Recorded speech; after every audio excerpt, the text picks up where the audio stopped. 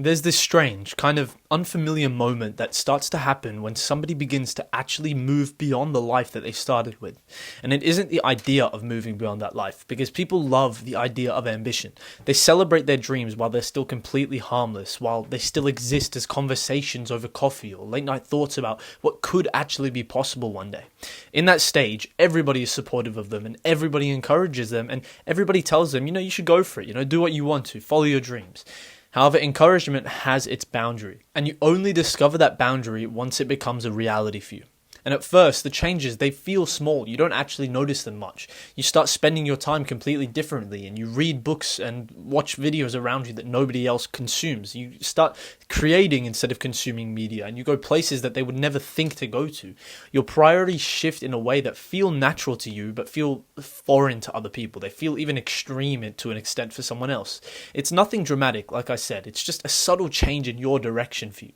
Most people will barely notice that, but then the distance starts to grow. You begin doing things that feel so much harder to explain to someone else. They start labeling you as extremist, and your decisions stop fitting the expectations that people quietly held over you.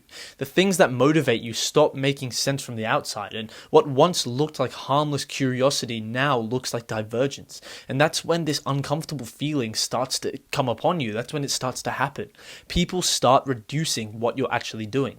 And it isn't always intentional. Sometimes it's subtle, sometimes it's just like an accident. They don't intentionally make fun of you, or they don't intentionally shrink your achievements. They say things like, it's not that big of a deal, or anyone could do that if they actually tried, or, you're just overthinking it. But what they're not doing is evaluating your effort. Instead, what they're actually doing is shrinking the distance between your path and theirs so that it feels less unsettling for them. Because when someone close to you begins to move somewhere unfamiliar to you, it forces a quiet question upon everyone else. Why didn't I do that first? It's so much easier for them to answer that question by making the achievement that the other person achieved feel smaller, by making it look like something not that exaggerated or something big to them. Because then it makes them feel like, okay, well, I could do that anytime I tried. This isn't any sort of intentional cruelty. Most of the time, what it is self-preservation. People understand the world through what feels reachable from where they're actually standing, what feels attainable for them. When someone moves beyond that range, the simplest way to restore that balance is to assume that the movement wasn't that significant in the first place, that they could catch up to you so easily.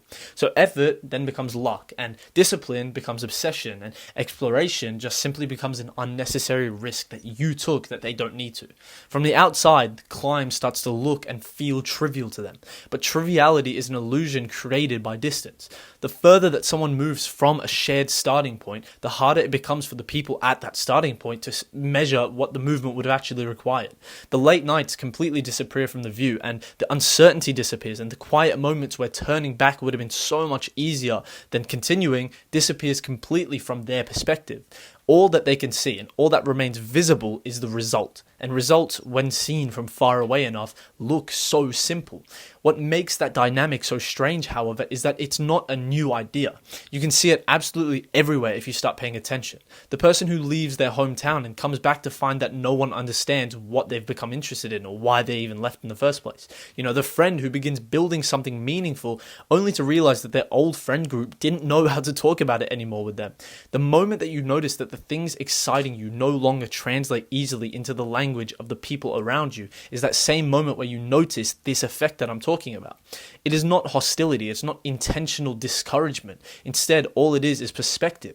When someone cannot see the terrain that you're walking on and the elevation you had to go through, then they cannot measure what you actually have gone through. Instead, what they start measuring you through is the terrain that only they have gone through, the terrain that they are used to. And that's why the sentence even exists at all. The higher that you soar, the smaller you appear to those who cannot fly. And it isn't because people are malicious. Again, this entire thing isn't about discouragement, nor is it about people criticizing or scrutinizing you. It's simply because that altitude, even if it's metaphorical, distorts their perception upon you.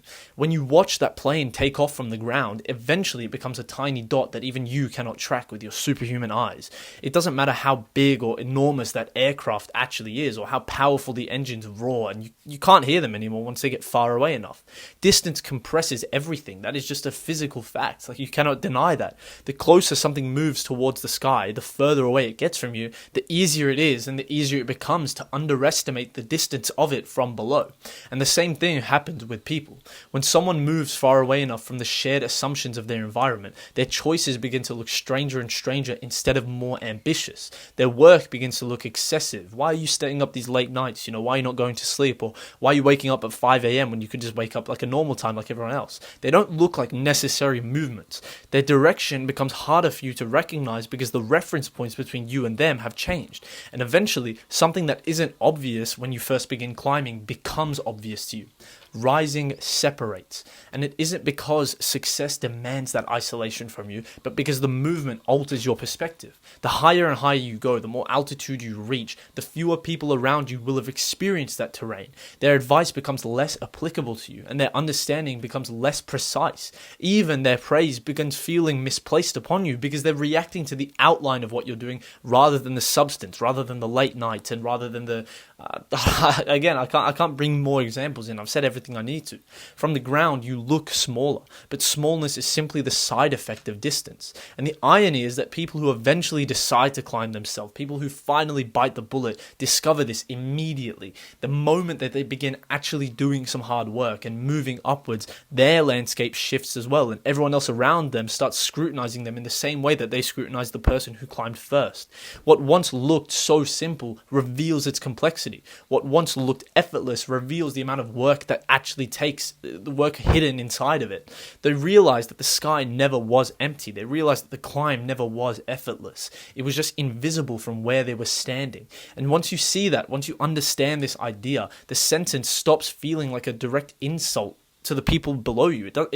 It's not a scrutinization. Again, I can't emphasize it so much. It's not an insult to anyone below you or above you. The distance just warps the perspectives between you. What it is something so much quieter, and it's almost a reminder in itself. If people begin misunderstanding you as you move forwards, it doesn't always mean that you're doing something wrong. As a matter of fact, it can mean you're doing something right. Sometimes, however, it simply means that you've traveled far enough that the ground cannot see you clearly anymore. And that in itself is an achievement to be proud of. Jeez, I started yapping at the end of that. Holy shit.